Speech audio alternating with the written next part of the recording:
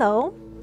In this video, I'll just tell you a few words about the main highlights of these two articles. The links will be also found in the description.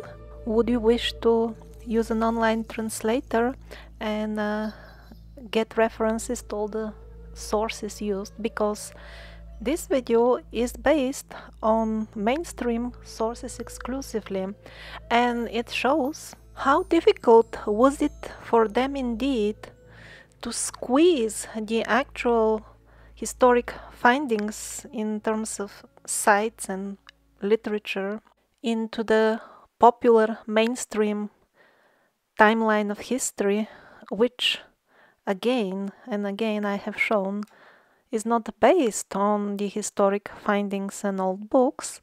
Instead of that, it was ready-made, and then it was forced onto the scientific community.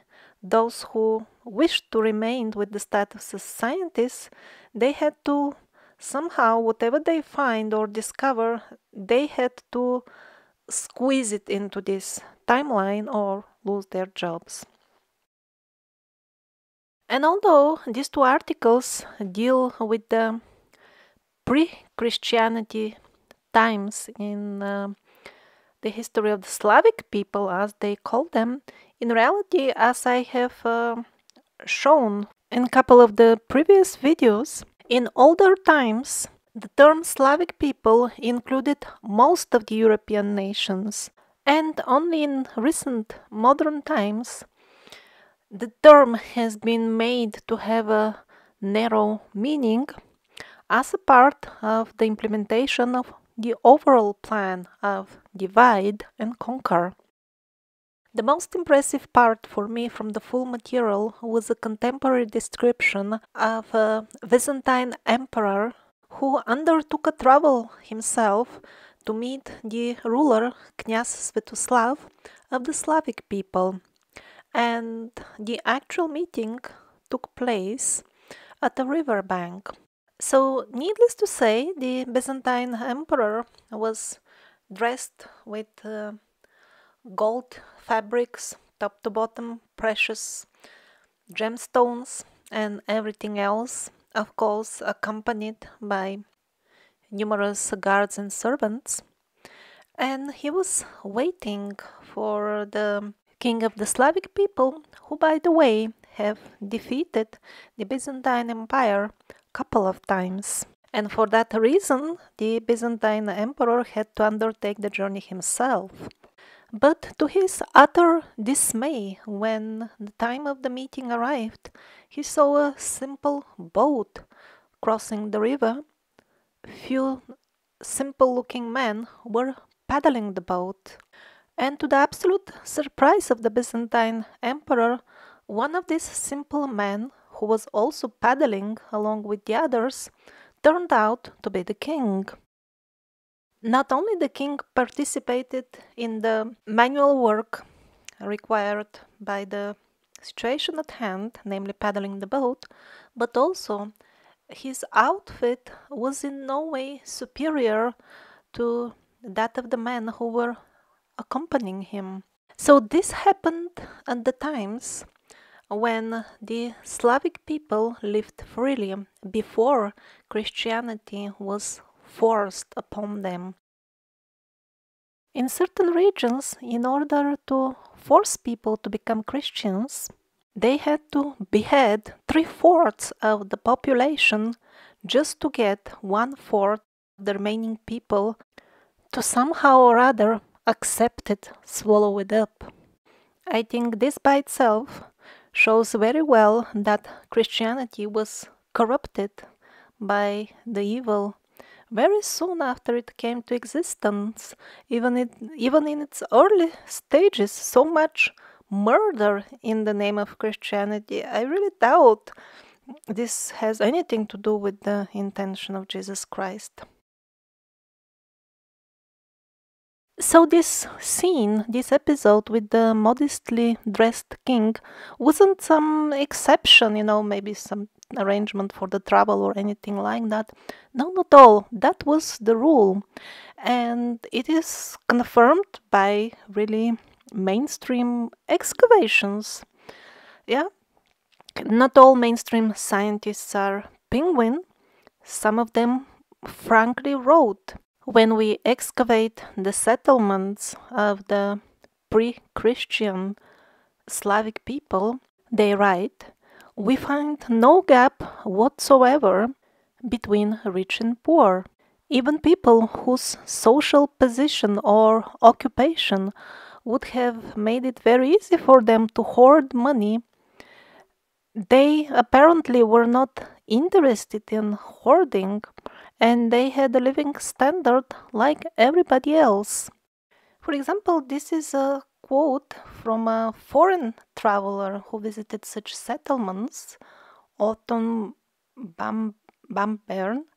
Not only he described the Slavic people as really nature people, but also he shared that they were surprised when they noticed that the foreigners lock their traveling boxes, the alternatives of the modern suitcases, where the travelers would have kept their precious belongings. The very concept of locking something as a way of protecting it from thieves, that was like an amusing idea for the Slavic people because they didn't have really experience with local theft, and the full idea of the theft as a phenomena sounded very weird for them. So the way the paid historians dealt with the problem of explaining this full situation is like this. Well, people at that time in those regions, they were like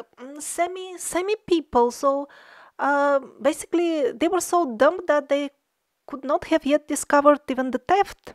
Yeah, still hanging on their tails from the trees, which is of course absolutely not true. They had, for example, fine clothing.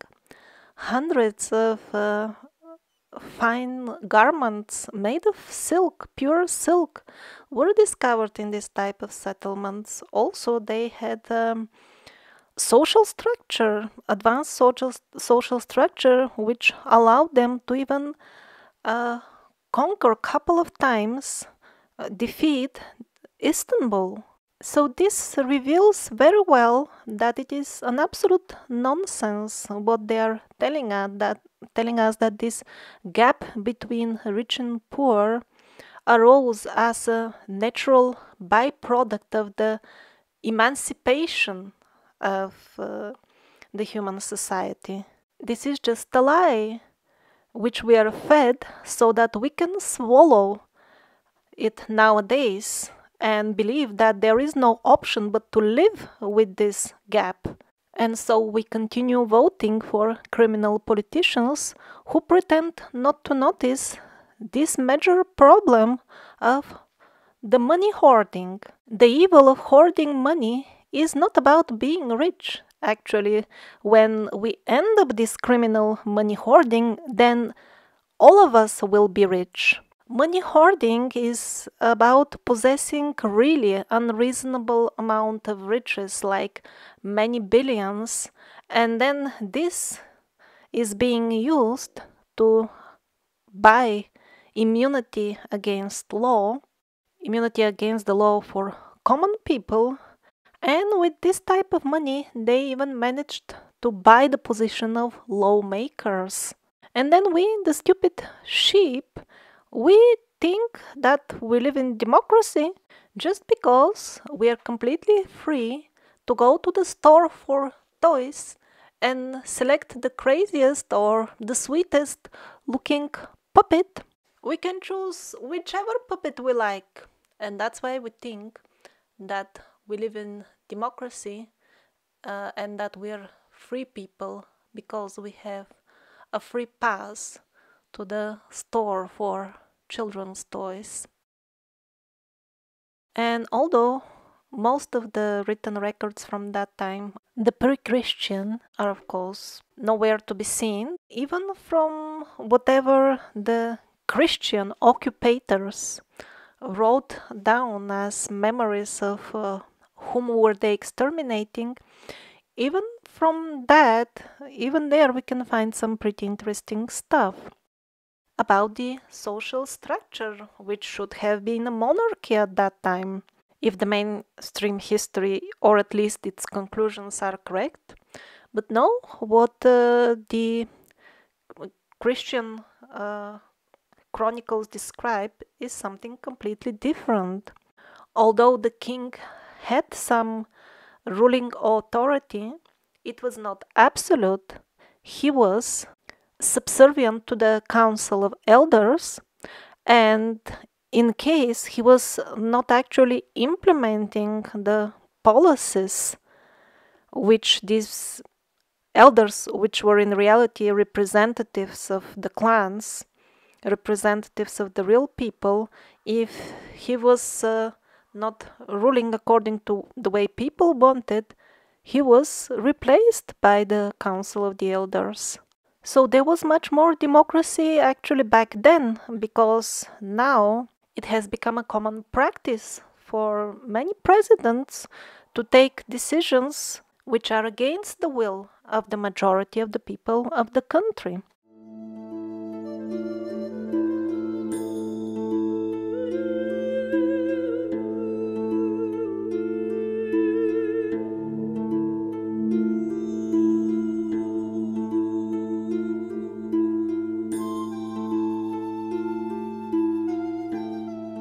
So the penguins always assure us that it was the church, the clergy, which was the center of education and, of course, of all writing and alphabets. And if it wasn't this super booper church, our monkey fur would never fall off. Let's see what kind of written records we have from pre-church time. And in the recent decades, thousands of such records have been excavated, and these are birch bark manuscripts. Interestingly enough, they were common both for the Slavic people and also for the Vedic societies, the Vedic cultures of nowadays India. Yet another aspect which shows the connection between them. In previous videos there were many other connections made. So from the dates written on these documents and the clearly pagan names and titles of the people who wrote them, there is no doubt these were pre-Christian written documents. Mostly these were simply letters which people from faraway places exchanged. One of them was even written by a 6-year-old. Many of them were written by women, which showed a very high rate of literacy amongst women in those times. Which of course the penguins again forgot to include in history, because that's, that period is for monkeys, so where do you get literate women in those times? That doesn't match, so out of the history. But fortunately, some of the records of the actual excavations were published, so we know what they found at least. And by the way, the sheer volumes of such letters found is quite astonishing. Yep, most probably we haven't even found all of them naturally. So people were writing quite actively, and on the top they had a very well organized postal system over vast areas. And all that is in times when officially they were so dumb that they couldn't even get themselves together to stitch proper clothes, so they were wrapped in rugs. And as for literacy, they've never heard officially the word alphabet even. And what is the official explanation of all this postal system? Well, they have the story like this.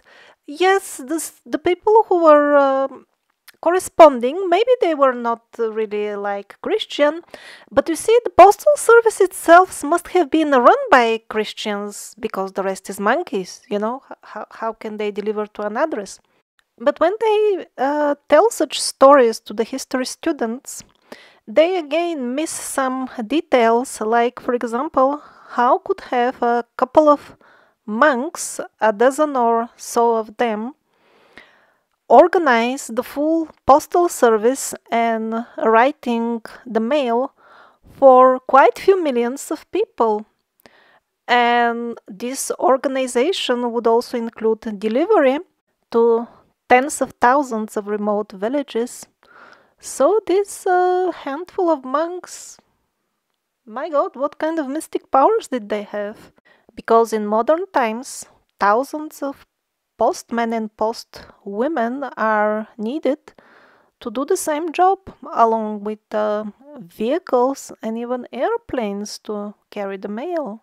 So, in other words, this full story of the church bringing education and writing to the stupid pagans, that is just yet another lie to artificially inflate with helium the authority of the church, so that people will listen to the church. Yes, in modern times, wars are endorsed by the church.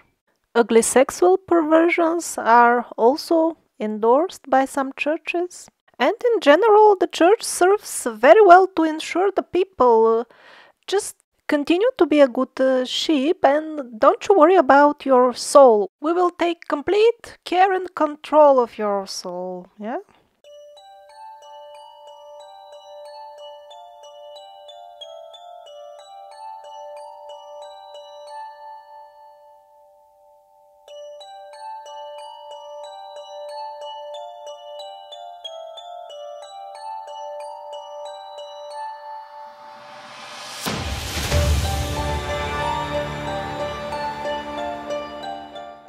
Now, let's see what was the situation with slavery.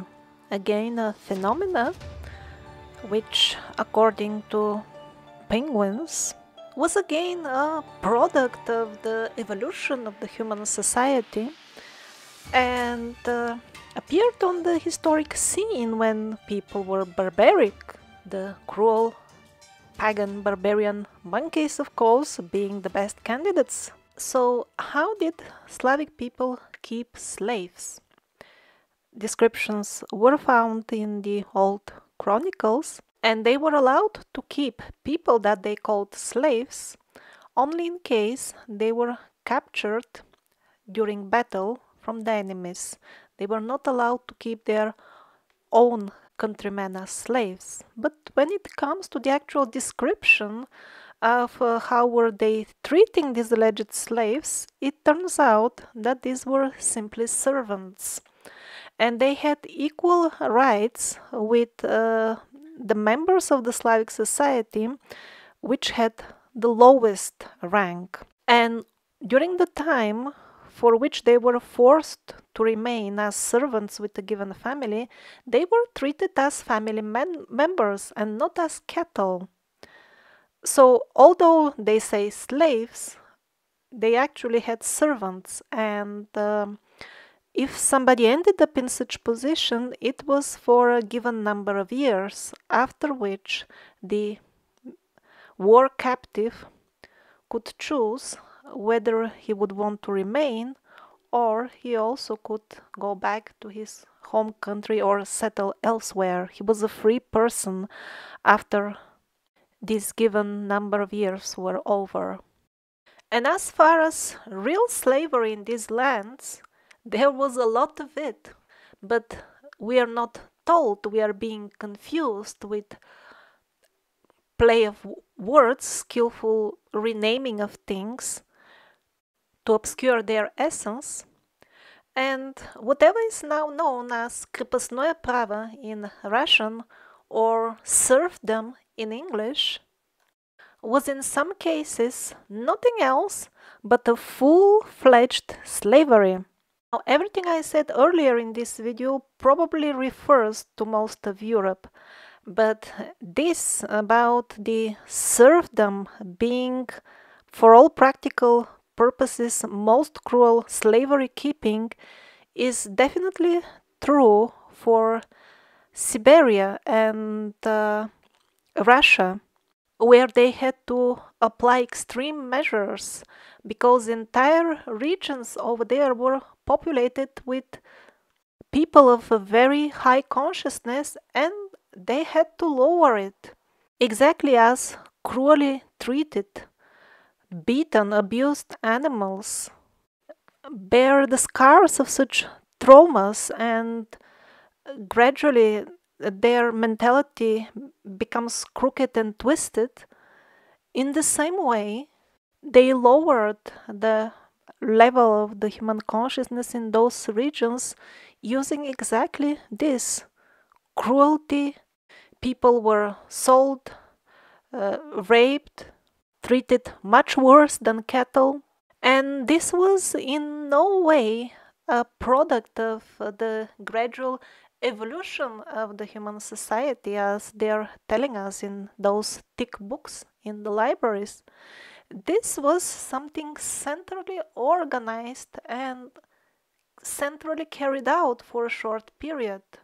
In other lands, the forms of serfdom were much milder, and it would mostly express itself by the inability to relocate without the permission of the local duke or something like that.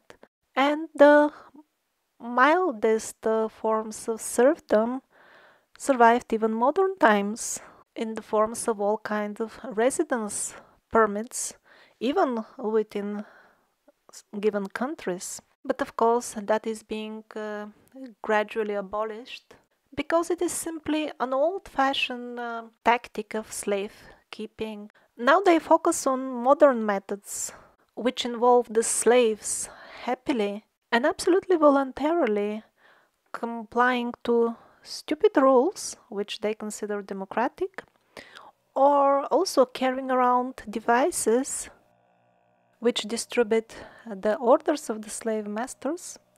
Also, they report full details about us to the slave masters, and in addition, their working frequencies damage our nervous systems, which, along with the constantly broadcasted by these devices scenes of violence which traumatize us, these both factors are sufficient to constantly lower our consciousness even more. And all this is done in a seamless manner. When the next model of the slave device appears, people voluntarily wait for it days in a row. They sleep on the sidewalks to get hold of the next model the first day it appears on the market. True knowledge and freedom are qualities of goodness. They walk hand in hand. A true knowledge about our ancient history is not only gossiping about Anunnakis, it's also about understanding how did we end up where we are now. And one of the main driving forces, at least recently, has been this, although recent, yet very deeply rooted belief that electronics, gadgets, and technology based on such principle is the top crown jewel of development and progress. That's why most people will have difficulty comprehending how could have been the pagan people before Christian times actually more advanced than us if they didn't have electronic gadgets. The truth is that they were accomplishing most of the tasks for which we need electronics with practical daily magic. The evidence of that being the small remnants of shamanic knowledge which is still kept alive. The shamans in certain corners of the earth which are not yet completely devoured by the civilization of the smartphones, they have demonstrated many miracles even in our modern days.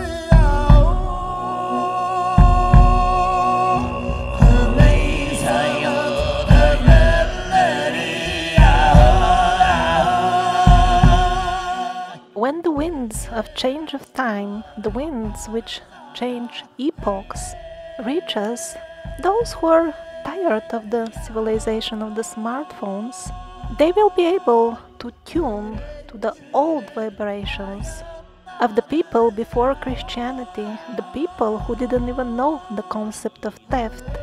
The shamans of the nature people, they can travel also through time. They can reach even modern people who are interested in that old way of life of the nature people.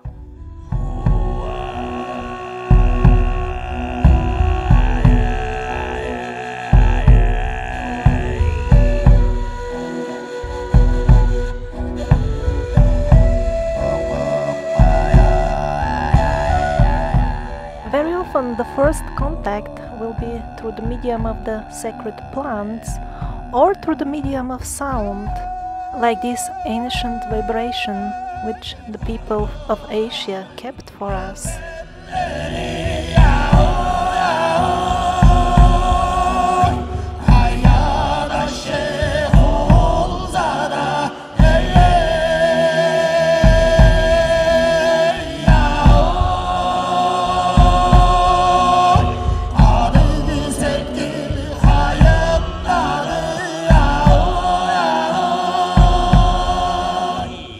So when will the winds of change be upon us? This is very important to understand the timing. And the most important thing that I want to share with you in this video is what the ancient spirits showed to me about the timing. It's like this: those who wait for the change in the society to occur so that it will carry them as a tide towards heaven, this type of people may never even experience any change, even if it actually occurs and influences most other people around them, just because while waiting they remain tuned to the vibrations of the civilization of the cell phones. The truth is that the winds of change work on personal level only and on demand only for those who are determined enough to get tuned to the ancient vibrations. For them, the wind of change will start at the moment when they make that resolution. In some cases, their resolution will have the manifestation of a prayer or a solemn declaration in front of their altar and addressing their personal guardian angel and the universe. For others, that won't be needed anyway, because the resolution will start working the second they make it. And as the understanding of how to tune themselves to the ancient vibration grows, together with cleaning unnecessary beliefs picked up from the TV, the radio, or the smartphone individuals walking around, to the extent that happens, the circumstances of life of such person will also change correspondingly to resemble more and more the peaceful, harmonious environment of the nature people.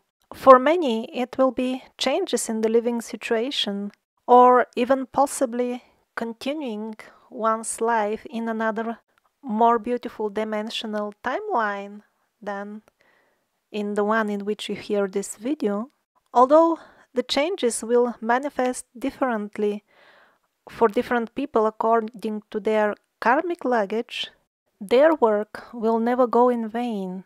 Even if the forces of evil blow up the earth, nothing will be lost, because the earth was fashioned as a field where the souls will come to show what can they create and to learn how to create better. We are not here to save the earth, which is only part of the theater props of the universe.